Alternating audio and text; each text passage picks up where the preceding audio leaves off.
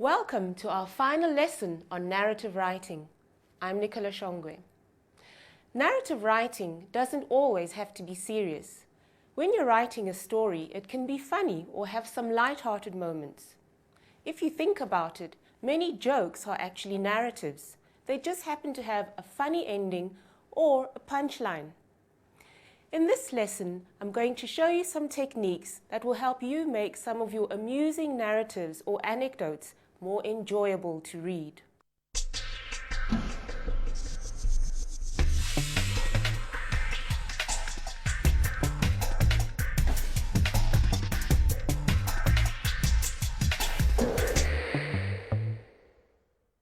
By the end of this lesson, you should be familiar with some techniques used to tell jokes and be able to write a more amusing narrative. We're going to look at some techniques that comedians and joke writers use to make their writing more funny. For each technique, I'll show you an example of a funny one-liner that would be suitable to use at a wedding.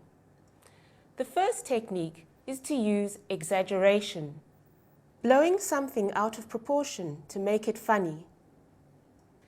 An example of exaggeration in our wedding scene scenario could be: first comes the engagement ring, then comes the wedding ring, and then you start suffering. Do you see how this example exaggerates how bad marriage is? But it also uses another technique, playing on the word ring. We'll discuss wordplay and puns later on, but for now, let's look at our next technique, which is often used by comedians. Stereotyping is to exaggerate how people believe certain groups behave. Look at how men have been stereotyped in this example. It does not take much to amuse a man. As long as there's football on the telly, beer in the fridge, and a newspaper to hide behind when you're trying to have a conversation with him, he is happy. Another technique to introduce humor into your writing is to state the impossible. Giving crazy suggestions helps illustrate how ridiculous the situation is. This suggestion is completely ridiculous, but it is amusing. When I met Amy, she told me that she would only get married if her husband promised to live in another house in another country.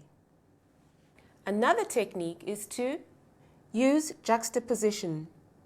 Two sentences on their own might not be funny, but they can be amusing if placed together. Notice how the sentences have been combined in this example. Do you know what it means to come home to a spotless house where the kids are bathed and in bed and there is a hot meal on the table? It means you have gone into the wrong house. Clever use of words can create humor through the use of puns or wordplay where a common expression is twisted around. Look at how the dual meanings and pronunciation create humor in these examples. Marriage is not a word, it's a sentence. Marriage should be pronounced mirage. The final technique is to use anticlimax. Build the reader up for an entertaining letdown. See how the following ideas build up and then give an unexpected final thought. I got married for love. I got married for companionship. I got married because when the toilet is blocked, it's always handy to have a man around. Remember, you don't have to be a comedian to tell a funny story. And even if you're not specifically aiming to be funny, including some humor in your narratives or personal writing will make them more enjoyable to read.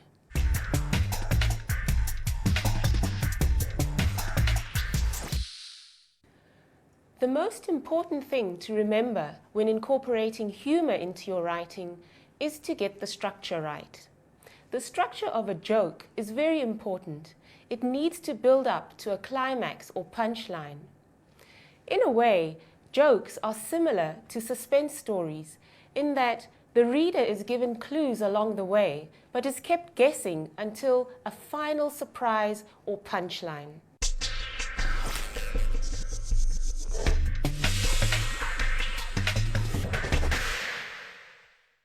To illustrate the importance of structure, we're going to take a look at an example of how not to tell a joke. This joke is adapted from a sketch by comedian Dan Greenberg in his book, How to Be a Jewish Mother. The mother tells her joke like this. Anyway, there's this old Jewish man who is trying to get into the synagogue during the Yom Kippur service, and the usher finally says to him, "All right, go in, but don't let me catch you praying." "Oh, did I mention that the old man just wants to go in and give a message to someone in the synagogue? And you know how crowded the synagogue is on Yom Kippur. So he winds up telling the usher that he has to be allowed in because it's a matter of life and death. This joke or anecdote would have been quite amusing if the punchline had been left till the end. But in her eagerness to tell the joke, she gives away the punchline and then, when people don't laugh, fills in with the background information. But it's already too late. So, if this is how not to tell a joke, here are some pointers on how to tell one. Keep to the point. Stick to the basic plot without adding in too much non-essential information. Have a punchline. The punchline is the ending of a story or joke that makes it funny. Make sure that you have a funny way of ending your story before you start it. End with impact. Once you have said or written the punchline, don't continue the story with insignificant details. Let's look at an example of an anecdote that is well structured. This story was written by Ian Stephen and appeared in the Life's Like That column of the Reader's Digest magazine. The Good Samaritan. One rainy evening, I stopped to pick up two bedraggled hitchhikers on a lonely country road when a third man appeared with an object in his hand. My fears were allayed by their story. The title refers to the parable of the Good Samaritan in the Bible, where a Samaritan helps a stranger out. People who are familiar with the story would be able to guess what this anecdote is about. In the opening paragraph, the writer tells us that it was raining and that the hitchhikers were bedraggled, to make what happens to them at the end seem even more unfortunate. So, setting the scene adds humor. Their vehicle had run out of fuel, and I gave them a lift back to town, where they bought a can of petrol. They were trudging back, not hopeful of being picked up again on such a miserable night. Here, enough details are given to keep the reader informed, but insignificant details such as where they were going or why they ran out of petrol are left out. The story then ends like this. I drove them back to their car amid effusive thanks, then proceeded feeling very much the Good Samaritan. It was not until the next morning that I found the can of petrol still on the back floor.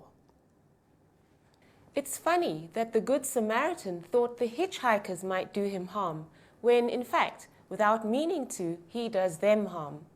Note that the story ends here with the amusing thought or punchline. The author does not then explain what he did or how he felt. Instead, the story is left on a high note. A final point to keep in mind when telling a joke or anecdote is to be sensitive. Remember that you're trying to make people laugh, and they certainly won't laugh if they feel offended by what you've said. So keep the following in mind. While stereotypes may be amusing, keep people's feelings in mind. When writing a funny story, ask yourself the question, will everyone find this funny? Avoid telling jokes that are based on people's race, nationality, sex, or religion. And lastly, Avoid writing about aspects of politics or religion that may offend people.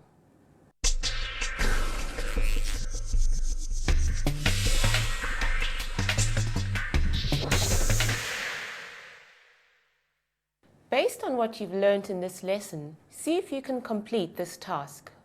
Think about funny things that have happened to you or that friends have told you about. Write your amusing experience down as an anecdote that is approximately half a page long. Try to make it funnier by doing the following: setting the scene, exaggerating, including only important details, and having a good punchline.